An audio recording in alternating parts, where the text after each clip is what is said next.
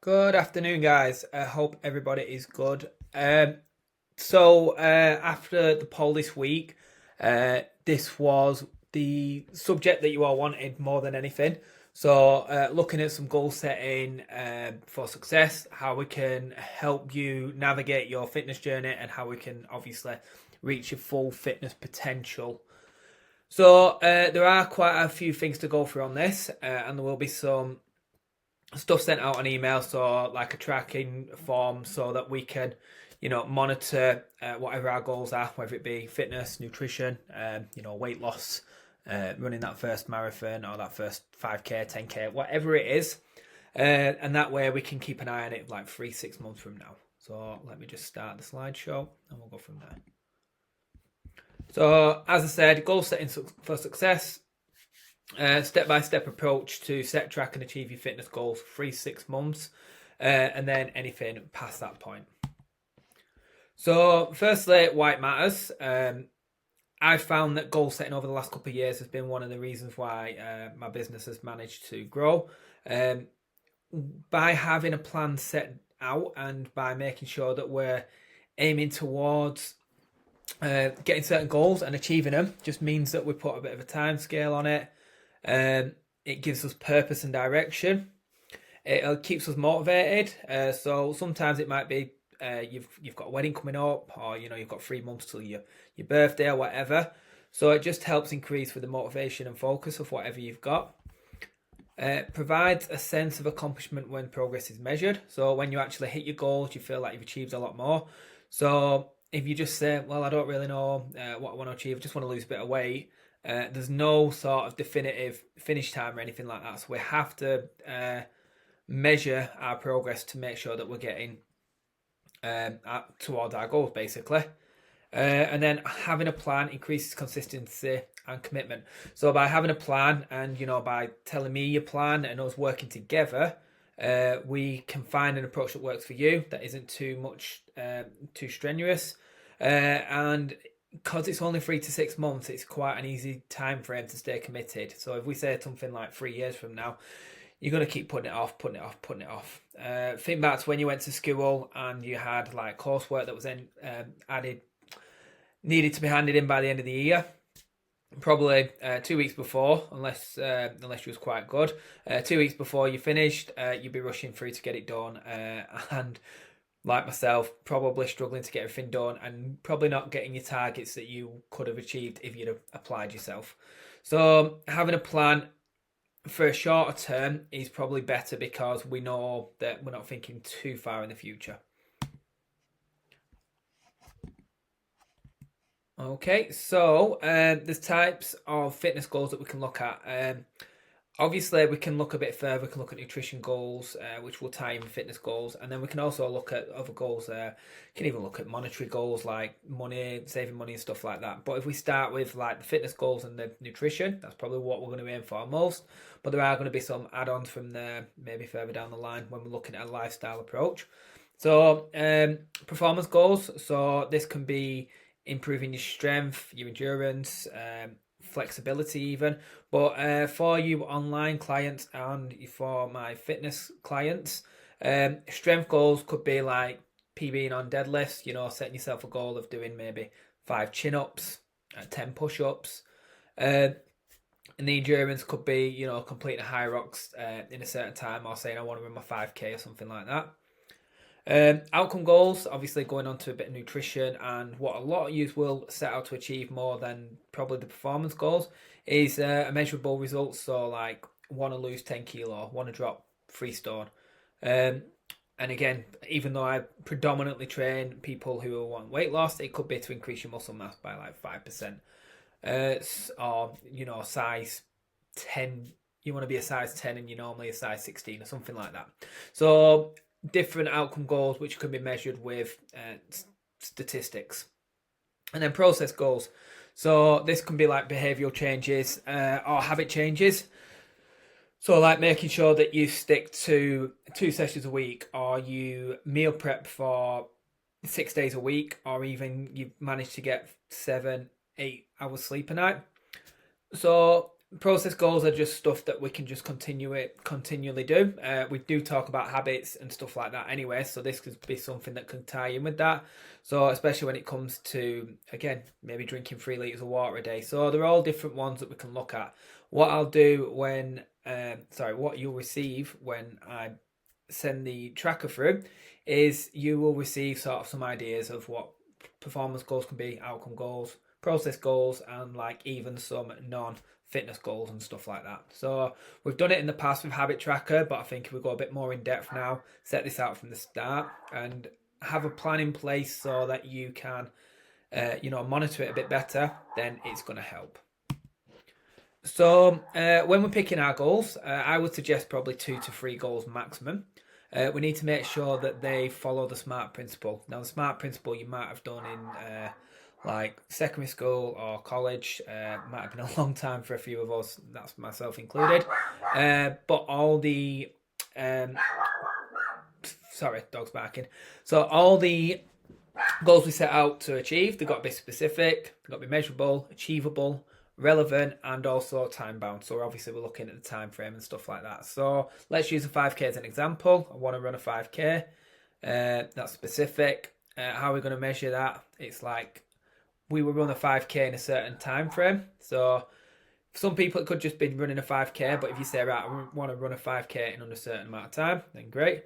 And then achievable, how are we going to look at that? So like, how many runs do we have to do? What is our current fitness level and what we're trying to achieve? So one of the ladies on the team at this moment wants to run a first 10k. So we've set her out a plan to do like 2 to 3 runs a week and just increasing by like half a kilometre per week in terms of her long distances. And then on short distances, we're saying just run with a bit more intensity. Make sure it's relevant. So make sure the goals align with the broader stuff. So yes, you might be running 5k, but especially if you do my fitness classes and stuff like that, we can do the fitness classes to help improve our CV, health, and stamina, so that when we come to do the 5k, we do it in our own time. We've got something to aim for. And then time bound. So again, making sure we're doing it in 3 to 6 months. So lady in question is aiming to do it in the next 2.5, about 2 months from now. So we've got a time frame for that lady to do so. Setting long-term and short-term goals. So it is important that we have long-term goals, like maybe even like yearly goals. But for the majority of you, especially if you're doing online, it's 3 months minimum for a reason that you do with me. That way, in 3 months, we can see if some goals have been met. 6 months obviously keeps it in the forefront of our mind, but it doesn't like put so much pressure. And then we can put some micro goals in there, so our short-term goals. So your long-term goal, especially when you start me, is like, right, I want to drop 2 stone. It's like, right, well, we've got 3 to 6 months to achieve that. Okay, or I want to do a 10k run in the next 3 months. Okay. Short-term goals would be like, right, what we're going to try to aim to achieve straight away. So if you said you wanted to lose 2 stone in 3 months, what can we achieve in a month? Could we lose just short of a stone, just to make it easy for self? Can we lose, half a stone, whatever? And then if it comes to strength stuff, you might say, right, I want to do 5 chin-ups. Okay, so in the next month, can we achieve 1 chin-up? Can we work towards it that way? Dress size or clothes size. I'm a size 16 and I want to be a size 10. It's like, right, well, can we get down to size 14? Can we sort of give mini goals that we can aim for and keep going at? Short-term goals are good and a good way to revisit what we're trying to do on a monthly basis, because it'll keep you motivated, on track. And even if you don't necessarily hit the small goals, because we don't make them so unrealistic, if you don't hit the short goals to start with, it gives you motivation and determination to carry on. Or if you do hit your goals, the small short-term goals, then it's going to keep you motivated and you're going to feel like everything is working. So it's just going to keep that mindset going, that you're going to be leading to bigger results. So it's going to keep that ball rolling. So there's 2 ways to look at it, and especially doing short-term goals, if you don't necessarily hit them in the beginning, because you've actually put it in the forefront of your mind, when it comes to your long-term goals, we can look at how we're going to achieve that, and it just gives you a bit more direction to remember why you started in the first place. So, example of a goal setting process. We are kind of using the same sort of examples here, but I think the stuff that might come up to you. So, let's go with the bodyweight one as well. So, choose your main goal, lose 10 kilo body weight, and then we break it down into smaller steps. First month, we aim to lose 3 kilo by following a 3-day per week workout plan and balanced diet. For you're generally going to do a 6-day balanced diet and obviously 2 to 3 workouts per week. Obviously, 10 kilo might not be attainable for everybody, depending on how much you have to lose. And then obviously, we're going to create daily and weekly action steps with that. So make sure that you're going to the gym 3 times a week. Make sure that you're doing your 10k steps, and make sure that you're tracking your calories and macros using either the Relentless app or MyFitnessPal. Generally, it's going to be the Relentless app, but at least we're going to be able to track your nutrition. And then you can also track your sort of cardio sessions. You can do it through Relentless, but I would advise doing like Strava, where you can track your runs. And then obviously you've all got your Apple Watches nowadays, so you just set them up and we can track progress that way. But it's good to have progress markers in place or result markers in place so that we know that we're getting stronger, fitter, or losing weight. So when it comes to tracking progress, there's a few different ways we can do it. I'm going to send you a bit of a sheet through as well, but there are other ways. Tracking progress gives us measurable data to show the progress that we're doing. And it's obviously what we said a minute ago, it provides a sense of achievement, helps identify areas for improvement. So even if we're not necessarily hitting our goal straight away, we can look at ways in which we can improve it or make changes. And then that allows adjustments if necessary. So it's really important that we have these targets, and even if we don't get them, we've still got reasons to see where we can adjust and stuff like that. So different ways we can track progress, and a lot of these are stuff that we do through the app anyway, but I mean, if you have a sheet and you have something that you can look at, it might make things a little bit easier. So weight and body measurements, which we do on a weekly basis, so your weight loss and waist measurements and stuff. Strength progress, especially if you're doing it online only, you will see that you're always progressing in terms of the weight that you're putting on the bar or how many reps on something you're doing. Performance metrics, so if you're doing something that's outside the gym, sort of running time or stamina, you might be coming to one of the fitness sessions and being like, last week I could only do step ups and now I did a box jump. Or last week I pushed the sled and I only put like 3 plates on it, but this week I did 4 or 5 plates. So you're feeling that you're getting fitter, or you're feeling that you're burning more calories in the session or working at a better heart rate. Physical appearance, so obviously progress photos are massively important. You should all do these at the start, and we should all track these. Not even if you don't need to send them to me, but always keep progress photos close by. Keep the first ones. I keep them in a separate folder on my phone, and I also use for all your pictures and for my own, I use a app called Layout.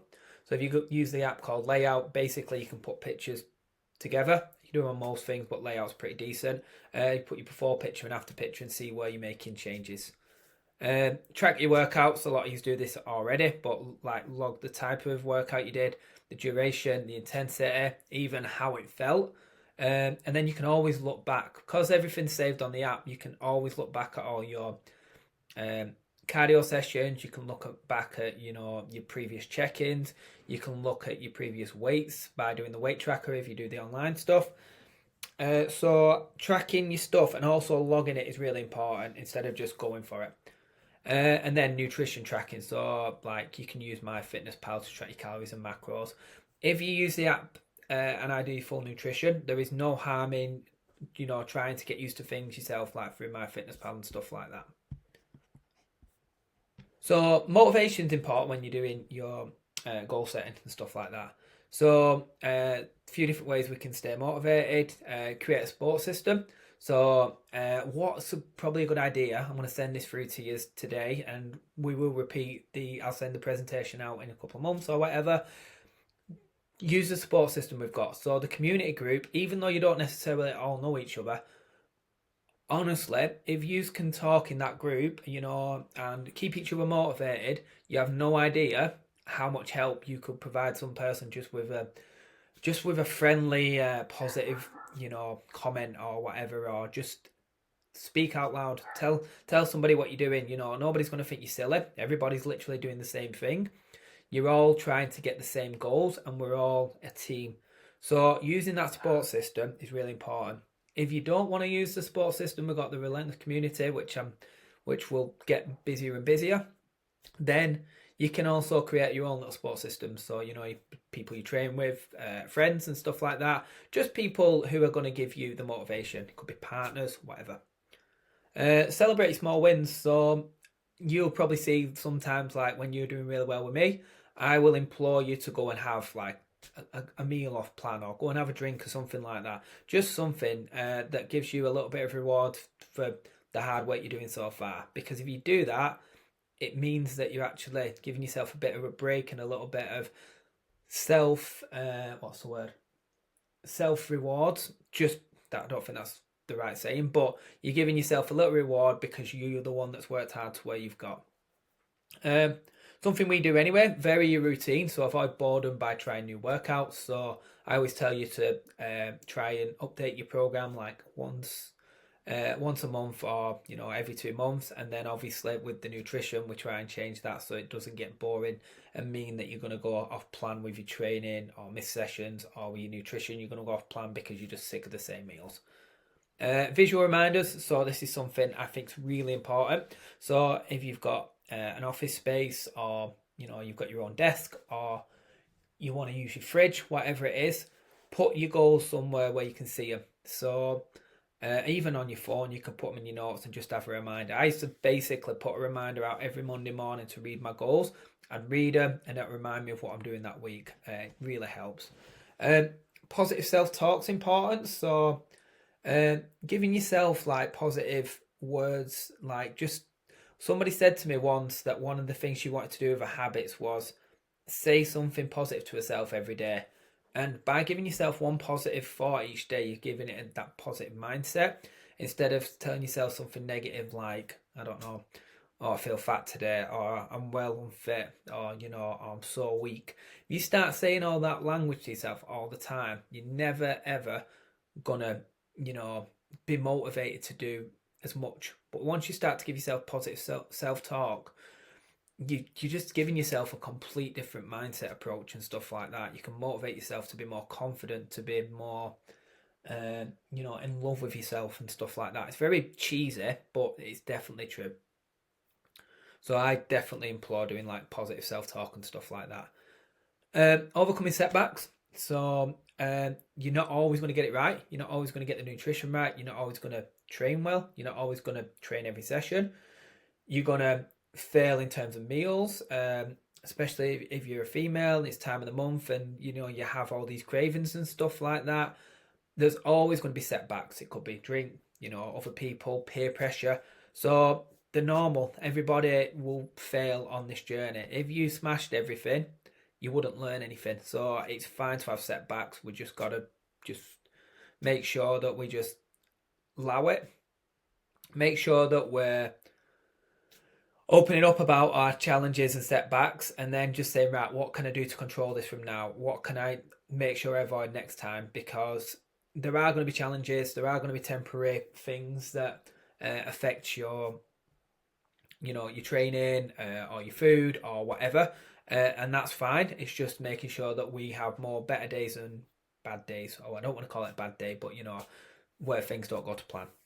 And then reframe failure. So just with every failure comes a lesson. That's the way I see life. Like, if you don't fail, you'll never grow. You have to fail sometimes, and it's fine. But failing again, that's where we need to say, right, something needs to change here. But view it as a learning opportunity. If you miss a workout, you can't do anything about it. You can't physically do that. But that doesn't mean that you have to punish yourself by doing extra workouts or not eating and stuff like that. Just say, right, what did I do wrong? What could I have done better? And come back that way. So finally, conclusion on all this, a few different things to think about. Use it all the time. Consistency is key. You ain't going to get it all right in the first week, the first month, but 6 to 12 months from now, you're going to find a good consistent approach. setting clear realistic goals. Setting clear realistic goals will keep you on track and motivated. So obviously this is something we do, but I implore you to set some goals that you can keep, and then we can always change them further down the line. Either change them with me, send me the information of what you want to do differently, or just do it yourself. But I will always say discuss it with me so that I know what we're trying to achieve. Focus on the process, not just results. Trust the journey and progress will follow. Occasionally you'll come in and you might have a bit of a shit session, but the fact of the matter is you're doing the session. You're actually there. So again, I'm not saying that anyone should be like feeling like, I can't even think what I was going to say there. What I was trying to say was, on this journey, there might be people that can't train. There might be people who don't have the luxury you have. So sometimes just appreciating the fact that you can go to the gym and you can actually do stuff is just, you know, stuff that people don't always have. They don't have the luxury of. So focusing on the process in a good way and thinking, right, well, I do have the luxury to do this, and I am doing something that is better in myself, that will help you with all these building blocks when you're trying to get the end result. Definitely went off on a tangent there. Don't be afraid to adjust your goals. Like I say, if we need to change things, that's absolutely fine. Just stay aligned with what you're trying to do with your own fitness journey and, you know, with your lifestyle. And if work changes or you have a change in circumstances, you know, if you have another kid or, you know, if you have a child or anything like that, as long as we're changing so it suits you, that's fine. There's no definitive right answer with this.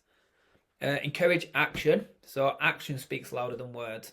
Saying something is one thing, doing it is a complete other.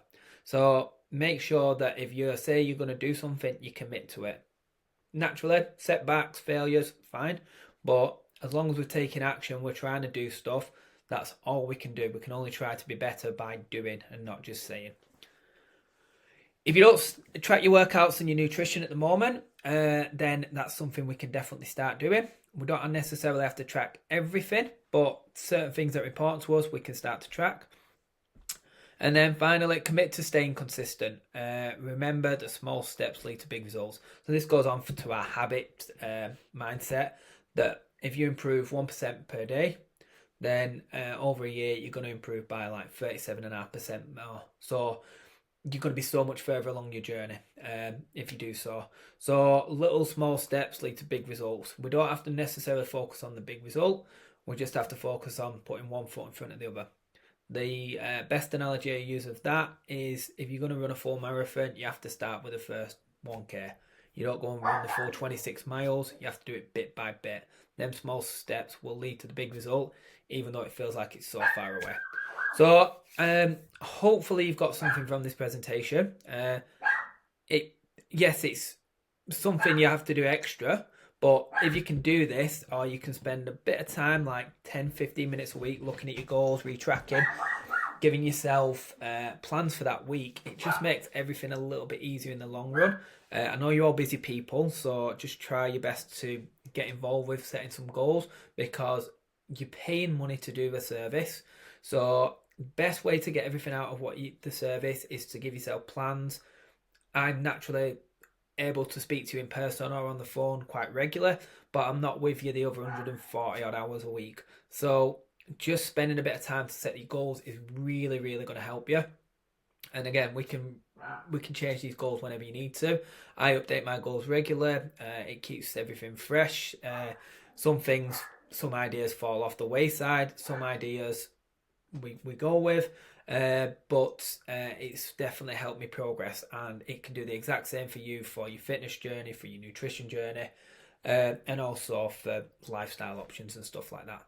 So yeah, let me know your thoughts if you watch the video, and I will see you in the next one.